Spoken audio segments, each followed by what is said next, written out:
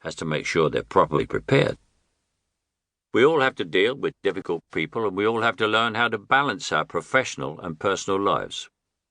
What you need to be a star in movies is not that different from what you need to be a star in any other universe. It just takes a little more luck. And if you don't give a monkeys about this old man's so-called wisdom, well, I hope you'll still be entertained. Along the way, I tell stories from my life, some old, some new, many star-studded, and all entertaining, I hope, that help to build a bigger story of how I got from where I started to where I ended up, and the mistakes I made and the fun I had, and what I learned along the way. What worked for John Wayne was never going to work for me, so I don't assume that what worked for me will necessarily work for you. The world I came up in was very different from today's, and my battle as a young white working-class male movie actor in the 1950s and 1960s will not be the same as yours. And I know that my life has been blessed with more than its fair share of good luck and good timing. As a young working-class lad in the 1960s, I was in the right place at the right time. I know that. Thousands of actors out there were as good and better than me, but didn't get the breaks. I know that too. And I know that while suddenly the 1960s parts were being written and worlds were opening up for working-class lads like me, those breakthroughs were decades away from women and people of colour. It has taken me many decades to understand the battles, not just for the roles, but for the dignity and basic decency that women have been fighting in the movies and many other industries for years, and I am still learning.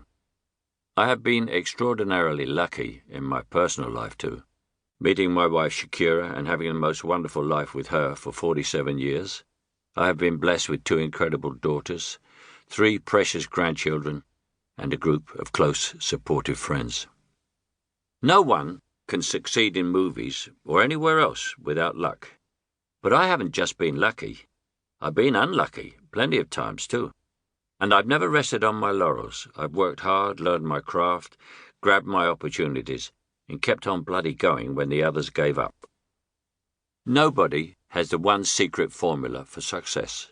No one can promise you riches and fame. And actually, I wouldn't recommend waiting for them. A lot of actors know as much about the business as I do, and more. But if you would like to look at how one very lucky man got there, overcoming the bad luck and wringing everything he could out of good, making tons of mistakes but trying to learn from them, doing what he loved, and having a lot of fun along the way, let's get going. Part 1. Starting Out. Chapter 1. It doesn't matter where you start.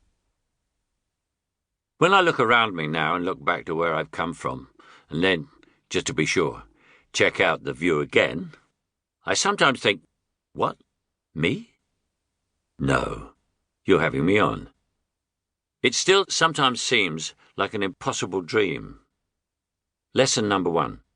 I am living proof that whatever you start in life, you can make it. Emphasis on can, not will. No promises. I was born about 1 million years ago, in 1933, in the middle of the worst depression this country has ever known, and 6 years before it was brought to an end by an even bigger catastrophe, the Second World War. My mother was a child lady, who, though I didn't learn this until after her death, already had one son, who she was loving and caring for in secret. My father was an intelligent but completely uneducated, or undereducated, which was typical of the working class at that time, fish porter at the Billingsgate Market. We lived in a cramped 2-room flat in a converted Victorian house in Camberwell, then one of the poorest parts of grimy, smoggy London. 3 flights up from the street and 5 flights up from one toilet in the garden. I suffered from rickets, a disease of poverty that causes weak bones, and I tottered up and down those stairs in surgical boots. 3 years after me came another son, Stanley, and 3 years after Stanley came the Second World War. As the Blitz flattened London, my brother and I, aged 3 and 6, were evacuated and found ourselves at the tender mercies of separate and rather disappointing new families.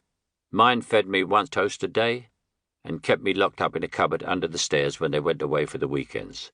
My mother barged in and rescued me, covered with sores, as soon as the Germans stopped bombing the railway lines, but not before I developed lifelong claustrophobia.